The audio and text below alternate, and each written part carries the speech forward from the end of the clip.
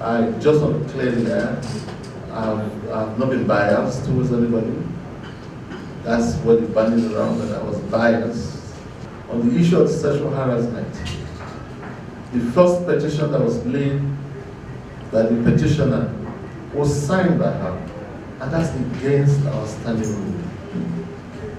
The petition cannot be signed by you, its senator, if you are the one that is involved in that petition, you are the petitioner.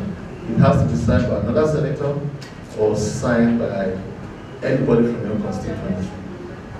And so when she laid that report, many senators objected and said, no, this petition has cut short of the requirements.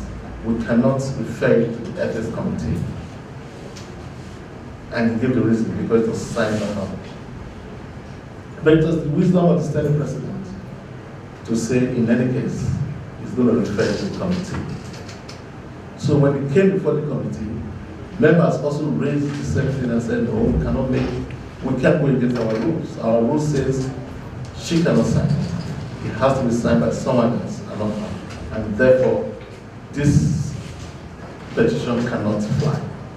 And we return it back. That I know the choice of word is what probably angered them when I said I was dead on arrival. Because it was a petition that was not properly for us. And she went back 2 days later to present the proper petition, where it was now signed by somebody else. Even that petition had its own problem. The petition came without address. You can't send a petition to the committee without an address. It didn't have an address. What it had was a voting unit, a ward and a voting unit. Ward 8 with this, that's all it had. And it had a phone number that wasn't working. I put my clerk on it and said, clerk, you must see how you can get to this petitioner to come before this committee. We were able to get the petitioner to come. I pointed it to him that this petition, we shouldn't have even looked at it because you didn't put your address here. What you had is building and word. Here you are before us now. Speak to your petition. Instead, you won't speak to it because the whole committee and indeed the whole Senate is biased. In the meantime, the Senate President was also invited to come and defend himself, and he sent his lawyer, S.A.N. Ubani,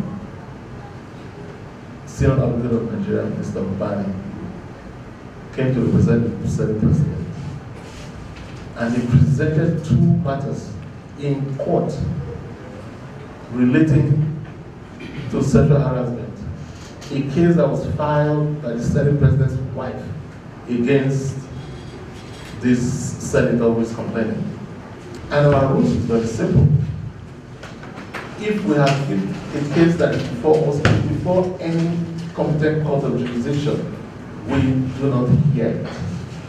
We hands off it. But we wanted to hear anyway what the petition was all about. Obviously, this gentleman was not ready to speak to the petition. He was hiding under the cloak of bias. And so not hearing from him, and also being handicapped on the other hand, that this matter is already in court.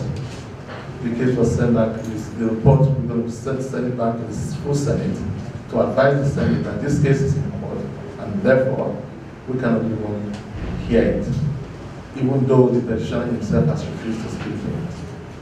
So that's the position. Anyone who is speaking about other things that are biased and all that sort of thing is either do not know the facts or is just playing mischievous.